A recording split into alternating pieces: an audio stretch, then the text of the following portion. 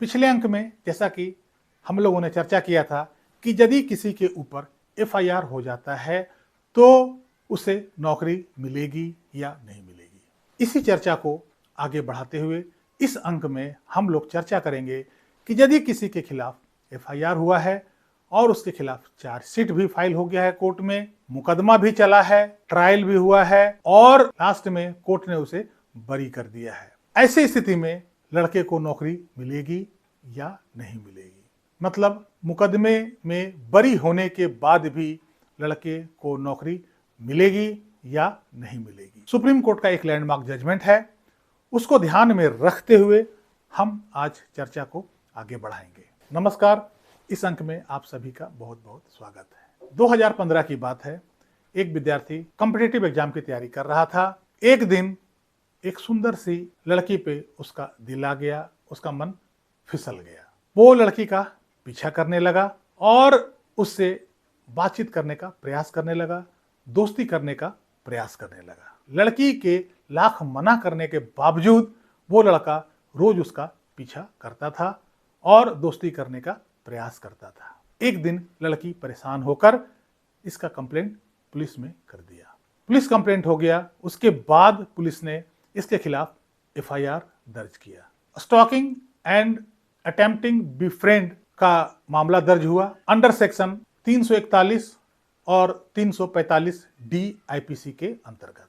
इसके अलावा चूंकि लड़की 18 साल से कुछ कम उम्र की थी, इसलिए इसके खिलाफ पॉक्सो की धारा 11 डी और 12 भी लग गया। अब ये सोचिए कि जब इतने संगीन आरोप इसके खिलाफ लग गए तो पुलिस वालों ने इसके साथ क्या किया होगा। पुलिस वालों ने इसकी अच्छे से मरम्मत तो जरूर करी होगी। अब इसे होश आया और इसे समझ आया कि इसने बहुत बड़ी गलती करी है। पुलिस वालों ने कोर्ट में चार्जशीट फाइल किया और इसके खिलाफ मुकदमा आगे चलने लगा। ये लड़का परेशान हो गया। अब सोचिए ऐसी स्थिति में इससे बचने के लिए लड़के ने क्या क्या किया होगा। लड़के की जिंदगी अब दांव पे लगी हुई थी, उसका पूरा करियर दांव पे लगा हुआ था, क्योंकि यदि एक बार सजा हो गई तो उसे कहीं नौकरी नहीं मिल सकती है।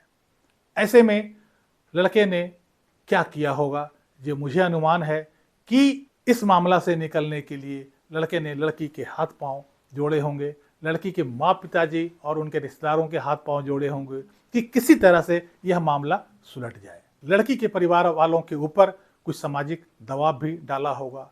आमतौर पर ऐसी स्थिति में जब लड़की के परिवार वालों के ऊपर सामाजिक दबाव आने लगता है या लड़का हाथ पांव जोड़ के गिड़गिड़ाने लगता है, ऐसी स्थिति में वो लोग भी मान जाते हैं।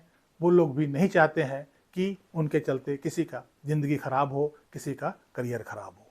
ऐसे में आपस में समझौता हो जाता है और इस कारण से लड़की वाले अब केस को उतना सीरियसली नहीं लेते हैं। गवाही भी ठीक से नहीं हो पाता है, लड़की भी कोर्ट में अपना बयान बदलने लगती है। इस कारण से यह मैटर प्रॉपरली प्रोसीड नहीं हो पाता है और बेनिफिट ऑफ डाउट्स के कारण इस लड़के को बरी कर दिया जाता है। अगले वर्ष पुलिस कांस्टेबल की भर्ती निकलती है, जिसमें ये लड़का अप्लाई करता है। अप्लाई करने के बाद एग्जाम देता है और एग्जाम भी ये क्रैक कर लेता है।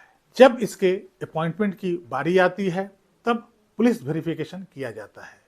पुलिस वेरिफिकेशन के लिए इसे एक फॉर्म दिया जाता है जिसमें इसे अपने क्रिमिनल हिस्ट्री के बारे में लिखा जाने को कहा जाता है।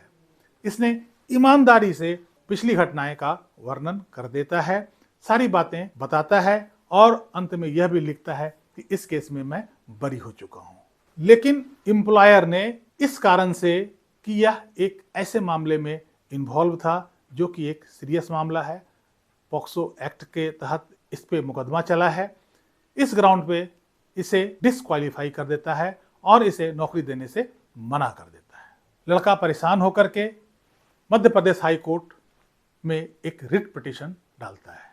मध्य प्रदेश हाई कोर्ट के समक्ष यह कहता है कि सर, ये मेरा पास्ट था, पहले मेरे खिलाफ मुकदमा था, लेकिन उस मुकदमे में मैं बाइज्जत बरी हो चुका हूँ। आज कल प्रेजेंट में मेरे खिलाफ कोई मुकदमा नहीं है और मैं इस एग्जाम को क्वालिफाई किया हूँ, इसलिए मुझे पास्ट के बेसिस पे नौकरी देने से मना नहीं किया जा सकता है। इस लड़के ने यह भी कहा कि सर मेरे पास्ट के हिस्ट्री के हिसाब से मेरा फ्यूचर का सारा करियर ही खराब हो जाएगा। मध्य प्रदेश हाई कोर्ट ने एम्प्लॉयर को और सरकार को यह निर्देश दिया कि इसके अपॉइंटमेंट को एक बार रिकंसीडर किया जाए और इसे जॉब देने का व्यवस्था किया जाए। लेकिन सरकार और एम्प्लॉयर जो है वो मध्य प्रदेश हाई कोर्ट के खिलाफ सुप्रीम कोर्ट में अपील दायर की। अब देखते हैं सुप्रीम कोर्ट में क्या होता है। सरकार की ओर से सुप्रीम कोर्ट में जो कहा गया वो ये, यदि किसी के खिलाफ क्रिमिनल केस चल रहा हो या पहले कभी चला हो जिसमें वो बरी हो गया हो या उसकी सजा हो गया हो, इस आधार पर नौकरी देना या नहीं देना ये एम्प्लॉयर की इच्छा पे डिपेंड करता है। यदि एम्प्लॉयर को लगता है कि आप उसके नौकरी के लिए डिजर्व नहीं करते हैं तो वो नौकरी देने से मना भी कर सकता है। यह टोटल डिस्क्रिशन एम्प्लॉयर के ऊपर होता है। कोई भी एम्प्लॉयर के ऊपर फोर्स नहीं दे सकता है कि इसे नौकरी देनी चाहिए या नहीं देनी चाहिए। दूसरी तरफ ये जो नौकरी है वो एक पुलिस कांस्टेबल की है जिसके ऊपर लॉ इन्फोर्समेंट और लॉ एंड ऑर्डर की जिम्मेवारी होती है। ऐसे में हम ऐसे व्यक्ति को नौकरी नहीं दे सकते हैं जिसके ऊपर इतने सीरियस एलिगेशंस का केस चला हो, जिसमें चाहे वो बरी ही क्यों ना हो गया हो।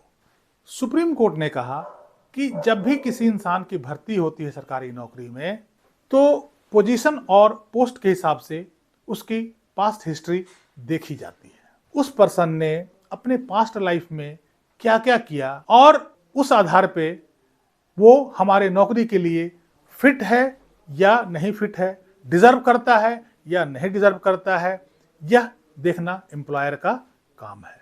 सुप्रीम कोर्ट ने भी कहा चूंकि यह पुलिस कांस्टेबल की भर्ती है और पुलिस कांस्टेबल पे law enforcement, law and order की बहुत बड़ी जिम्मेदारी होती है।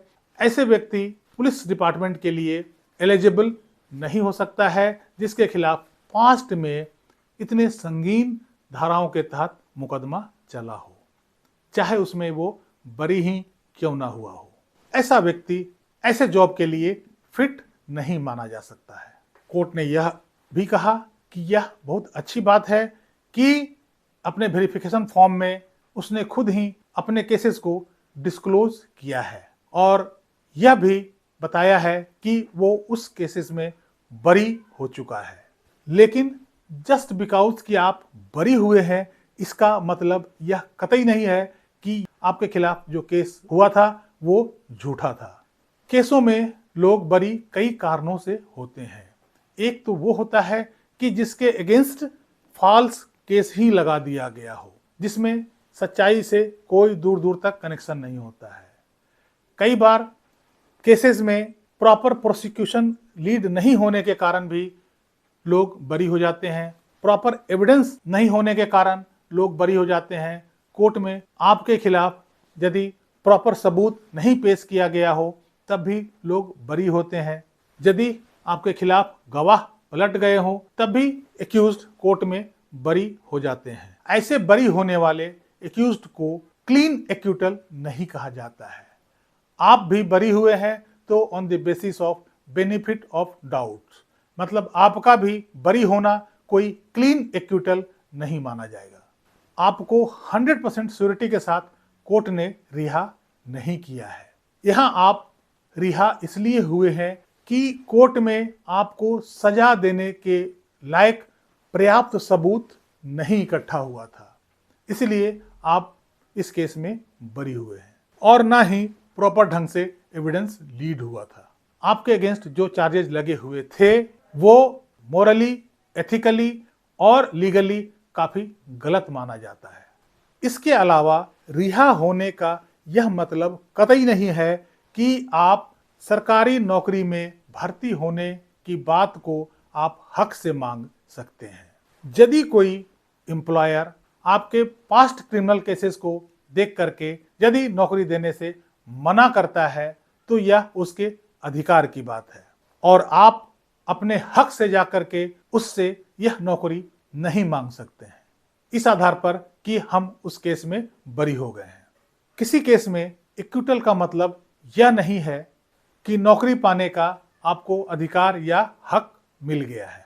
ये एम्प्लॉयर के पास ही पूरा पूरा अधिकार होता है कि आपके पास्ट को देख करके वो आपको नौकरी दे या न दे।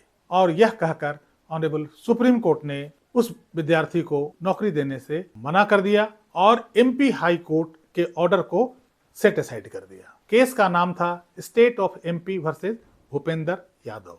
तो जैसा कि आपने इस जजमेंट में देखा है कि आपके अगेंस्ट यदि कोई क्रिमिनल केसेस हैं तो ये डिपेंड करता है कि आपका एम्प्लॉयर आपको नौकरी देगा या नहीं देगा। आपका एम्प्लॉयर कौन है, आपका जॉब का नेचर क्या है और जो एफआईआर आपके अगेंस्ट हुआ है उसमें क्या क्या एलिगेशंस लगे हुए हैं।